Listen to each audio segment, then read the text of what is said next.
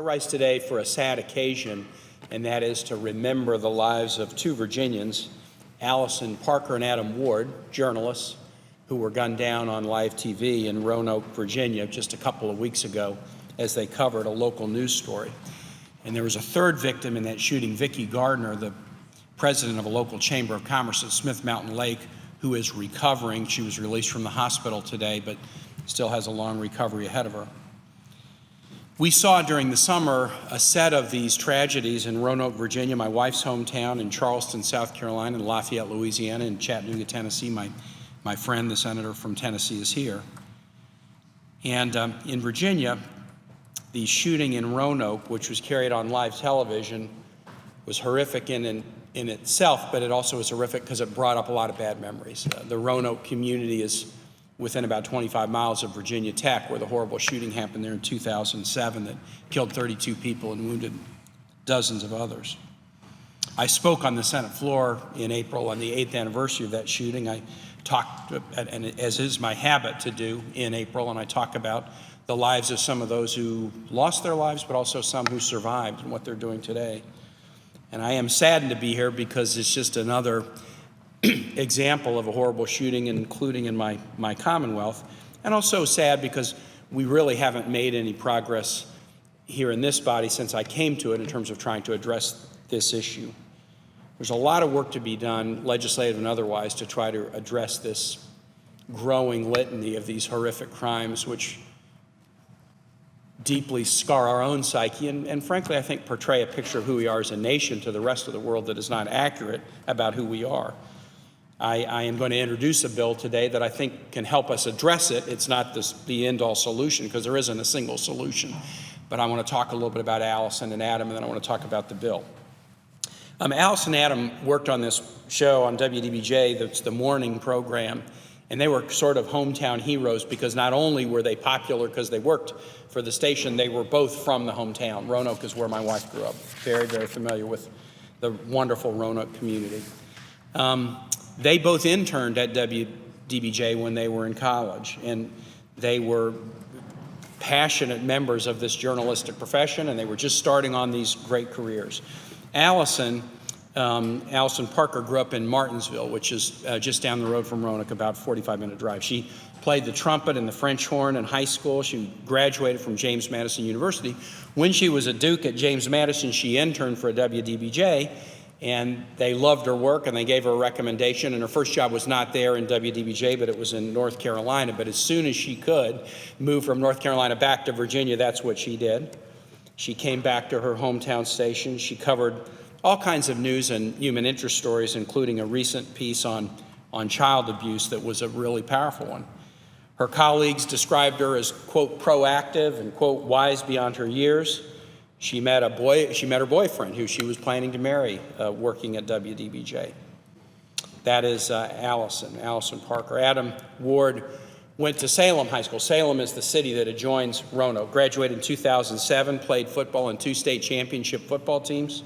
Teachers there describe him as vivacious, kind, giving, respectful, and genuine. Had a passion for Virginia Tech, the local college. He started to go to football games with his dad when he was 3 years old at Tech. He interned there also at WDBJ when he was a communications student at Tech. And his colleagues remembered him as somebody willing to get the image that reporters needed. You know, we all know in this line of work, the guys behind the camera are so important to it. They make the on-camera talent shine, and that was the way Adam was. He loved to play tricks on the on-camera talent, you know, kind of tweak them and make them not get above their station in life, but he was a wonderful guy. And he found love at the station, too. He had become engaged to a producer at the station who sadly was watching in the station the day that the footage of him being killed was shown to shock the world. I really feel for these families. I know we all do. You couldn't have watched that without having a feeling, even if you're 1,000 miles away, for the Ward and the Parker families. And I remember having said to the Virginia Tech families, it would be presumptuous of me, so I'm not going to say I know what you've lost, because I don't know what you've lost. But when you hear about these people, I do feel like I have a sense of what the world lost. I have a sense of what the community lost. I don't know what the parents and the siblings lost, but you kind of have a sense when you hear about these people. why the WDBJ, the Roanoke community, the community of journalists, you kind of have a sense of what we lost as a society when they were killed. And I should just say a word. Vicki Gardner since 2002 has worked at the Smith County Lake Chamber of Commerce. It's a major tourism area in Virginia, a state park. It is a feature that was created by a hydroelectric dam that's celebrating its 50th anniversary, and she was deeply involved in the planning for that. And again, she was badly wounded. She has described, maneuvering around to try to duck bullets as she was shot in her back, and she's had a couple of operations, but thank God she's been released to go home today, and we're thinking about her too. I said that the shooting opened a lot of old wounds in Virginia, and especially in this community, sadly, because Virginia Tech is so close. When I spoke on the floor in April, I talked about two of these young people, Colin Goddard and Lily Hobtu, who survived that shooting, but just the effect of it on their lives 8 years later as they deal with injuries that continue to be challenged, and they deal with the horrible memories of that day. And that was probably one of the most scarring events in modern history in Virginia. Everybody knows where they were, and everybody knew somebody connected to it.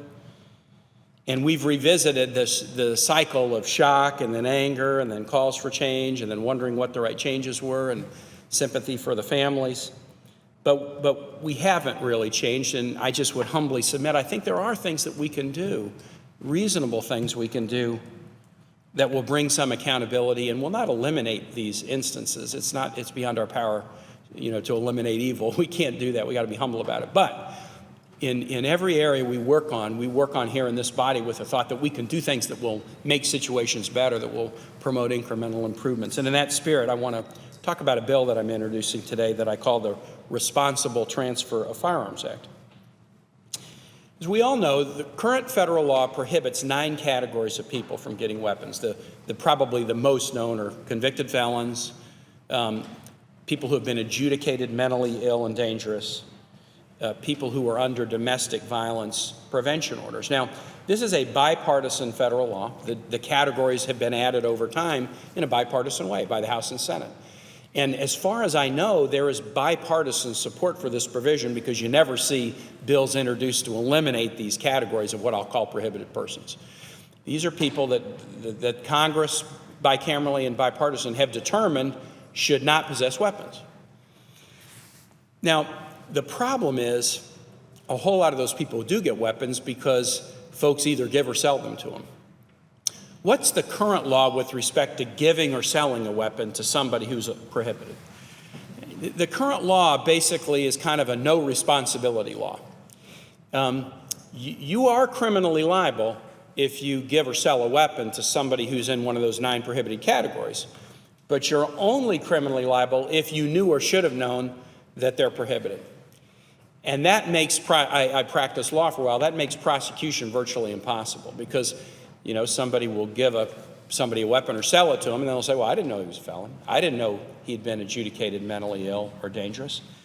And there's no obligation on behalf of the seller. Now, we put obligations on sellers all the time, affirmative duties and obligations, but in this area, we don't put an obligation on the part of a seller other than a registered and licensed gun dealer who must go through a background check. We don't put any kind of obligation on anybody to do even minimal reasonable steps to make sure that somebody is lawfully able to possess a weapon. So what the Responsible Transfer of Firearms Act would do is it would revise the current formula. The current formula does have a liability for sellers, but only under an elevated standard that really is almost impossible to meet. And we would amend the federal code not to change the 9 categories, those are the same, not to change the punishments for selling or transferring to them, that would stay the same. But we adjust the responsibility, and it's a responsibility and accountability act. So if you are putting a weapon in somebody's hands, either selling it or transferring it, you've got to take, quote, reasonable steps to determine that the recipient is not prohibited from having that weapon. And reasonable steps is included in the statute, just those words. We don't say you can only do that by showing one of the following 5 things. You can take any reasonable steps you think are necessary, but you got to take reasonable steps. And that's what this change in law would do. And if you can't show to accord satisfaction, you've taken reasonable steps, then you will be liable for putting the weapon into somebody's hands who the federal government has said they are not able to possess a weapon. This shift from the current framework, I think, would promote accountability and responsibility. And why should we let a seller just casually put a firearm into the hands of somebody who's prohibited by law from having it? Well, why should we do that? Why shouldn't there be some minimal accountability for a seller who is putting a weapon in the hand of somebody who has been determined that they're not able to possess a weapon? I mean, we put burdens on sellers. This is not a precise analogy, but if you go in and you try to buy beer in a place, you're going to get carded. Why is that? Well, because we put an affirmative burden on the sale of alcohol so that the seller has to make some effort to determine that the recipient is not prohibited from having it. We do the same thing with tobacco. And there are other laws that put burdens on sellers as well. And this is a minimal one. Take reasonable steps. I mean, to me, the life of some of these people who have, been gunned down in these horrible crimes, it's just let's just take reasonable steps. And the reasonable steps won't solve all the cases, but it will help keep weapons out of the hands of those that we have determined in this body shouldn't have them.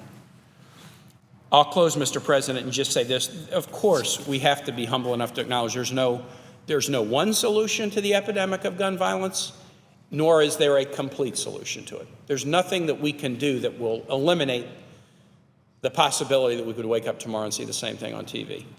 Human beings will do evil things. That's not going to change. That's not going to be eliminated by what we do here. But what we do as legislators in legislation is basically believe, and if we didn't believe this, we wouldn't be in this body, that as we legislate, we can improve situations. We can't eliminate the possibility, but we can improve it. We can make it less likely that one of these prohibited individuals will get a weapon in their hand and use it against others. So I just conclude where I started. Alison and Adam were wonderful people. This is a community that is still really grieving. And, what compounds grief, I think, in my experience now, not as a legislator, just as a person, what compounds and deepens grief is a sense of hopelessness. Wow, this horrible thing happened. We've had this horrible loss, and there's just nothing we can do about it. That tends to turn grief into despair and depression. And I've seen it again and again. Sadly, I was governor in the shooting at Virginia Tech, and I had to deal with these 32 families and more who had been injured, and the broader community who was hurting so much. And when you've gone through an experience, and we see this in our own personal lives because everybody has had grief in their own personal life. If you go through an experience where there's a lot of grief and loss, and you feel that it's pointless, or there's nothing you can do to improve it, or transform it into something better, or improve it so that maybe somebody else won't have to suffer through the same experience, that tends to take grief and turn it into something even more damaging, despair and hopelessness. And I think one of the things that we're called to do as legislators is in situations where there is grief to show that there is some hope that we can improve. Because I believe we can improve. I mean, I've just seen too many instances legislatively and in the lives of people that we can improve and we can get better. And as a nation, we need to get better on this issue, and this bill won't do it all, but I think it will be a sensible way to get better and to show those who are suffering and maybe even despairing under this epidemic of gun violence that we're not just going to accept it and sink deeper into despair and grief, but we're going to grab onto it and try to make improvements. So with that, Mr. President, I thank you and I yield the floor.